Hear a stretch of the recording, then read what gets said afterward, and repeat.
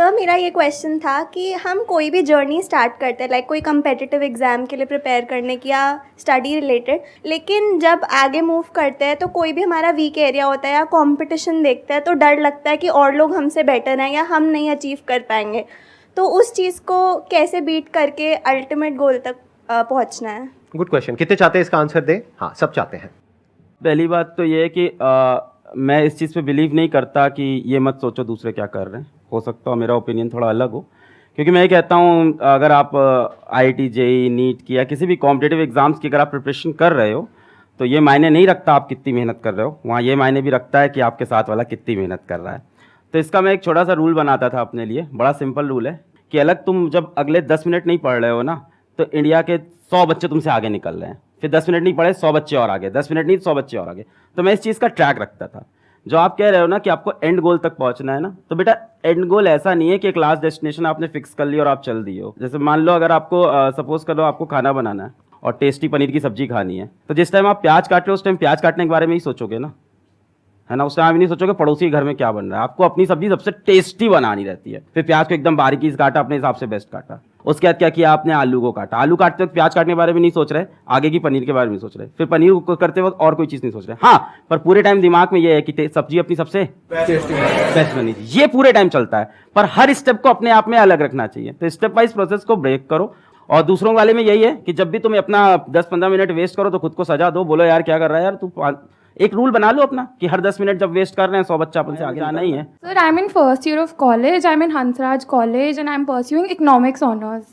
Sir my question is that अभी last 2 year से pandemic था, लॉकडाउन था, सारे एग्जाम्स ऑनलाइन हो रहे हैं। हमें पता है हमने कैसे ही दिए ऑनलाइन एग्जाम, एंड अब ड्यू के all of a sudden second sem offline है। And no matter how hard I try to study, वो जो पहले वाला पेस होता था, जिस पेस से हम पढ़ते थे, जिस वे में आउटपुट और प्रोडक्टिविटी आता था, इवन अगर हम उतने आवर्स पुट इन करें तो भी वो प्रोडक्टिविटी नहीं आ रही है आफ्टर लॉकडाउन, बिकॉज समवेयर और द अदर हमने अपना वो जो स्टडी पैटर्न होता है या वे वी स्टडी वो लूज हो गया लॉकडाउन में। So how do we get back on track in terms of studying for our end semester? नहीं, हाउ इज लॉस, मतलब आप ऑनलाइन पढ़ते थे, ऑफलाइन पढ़ना पड़ रहा है, ये रीज़न है? नहीं सर, ऑनलाइन में एग्जाम्स ऑनलाइन थे तो इतनी सीरियसली पढ़ाई करी नहीं, फिर वो आदत छूट गई।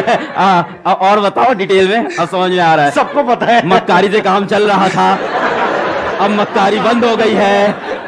एग्जैक्टली सर, अब मेहनत करनी पड़ेगी। इट्स समथिंग लाइक सेइंग कि 2 साल के लिए मोहल्ले की बिजली चली गई थी, गार्ड चला गया था, तो घर लूट रहे थे अपन आराम से, अब वापस पैसा कमाना पड़ेगा मेहनत करके। It's something going like that. तो कैसे करेंगे? ऑफ कोर्स सबसे अच्छी चीज़ होती है कि मेरे साथ भी जब ऐसा होता है, जब ऐसा खराब टाइम आता है कि तुम डाउन फेस चल रहा है, नहीं सही सो रहा है, तो इंसान को अपनी पावर याद करनी चाहिए, अपनी पुरानी। और कहीं ना कहीं हम लोग ने लाइफ में हर किसी ने मचाया है, उन दिनों को अपने याद करो और उन दिनों को अपनी मोटिवेशन बनाओ। उन दिनों की चीज़ों को ऊपर अपने लिख के दीवार पे चिपका लो और इन दिनों को याद करके वापस आगे बढ़ो। इसका एक और आइडिया भी हो सकता है जो मैंने किया अपनी लाइफ में, जब मैं इस तरह से डिस्ट्रैक्टेड हो गया था। मतलब कि आप ये कह सकते हो कि बहुत सारी चीजें एक साथ कर रहा था तो एक जगह पे फोकस नहीं हो पा रहा था। तो मैंने क्या किया था, एक गाना आप में से कई लोगों ने सुना होगा, लक्ष्य मूवी का एक गाना है, लक्ष्य को हर हाल में पाना है। उस गाने को मैंने लूप में लगा लिया था, मतलब दिन में 10 बार 20 बार 30 बार उस गाने को सुन रहा हूं।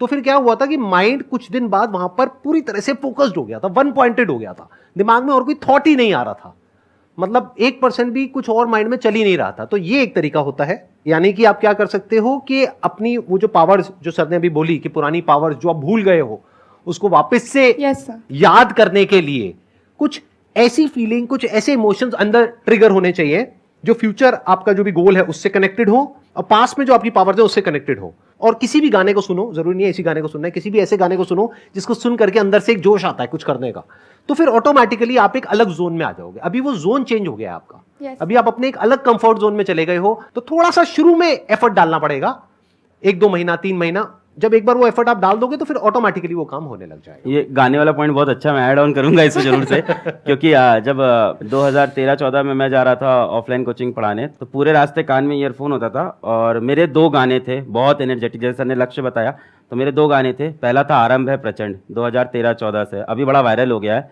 हम लोग तो तब के फैन हैं, उसके लाइन्स रटी हुई थी सारी।